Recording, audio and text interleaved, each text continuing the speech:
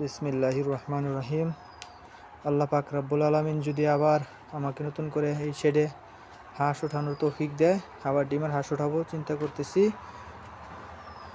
খামারটারে সুন্দর করে পরিষ্কার করলাম, চুন দিলাম, ব্লিচিং পাউডার দিয়ে চুন দিয়া পরিপূর্ণরূপে সাজাইছি। আবার এখন এটার মধ্যে নতুন বালু দিমো ফ্লোরে দিয়া, আবার নতুন হাঁস আনবো 2-1 দিনের মধ্যেই। দেখতে পাচ্ছেন সব জায়গায় চুন দেওয়া হয়েছে, যেখানে যেখানে হাঁস থাকতো চলাফেরা করতো।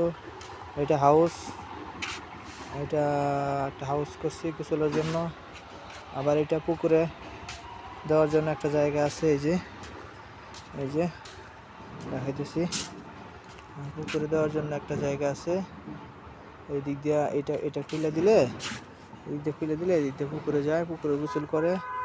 আবার এখানে এই পাকা জায়গাটাতে থাকে সারাদিন, আবার মাটিতে থাকে, দুইটা মিলাই থাকে। সব জায়গায় পরিষ্কার করলাম, চুন দিলাম, ব্লিচিং পাউডার দিলাম, এটা পরিপূর্ণ আবার আমার প্রস্তুত করলাম। দোয়া করবেন সবাই আমার জন্য, ইনশাআল্লাহ।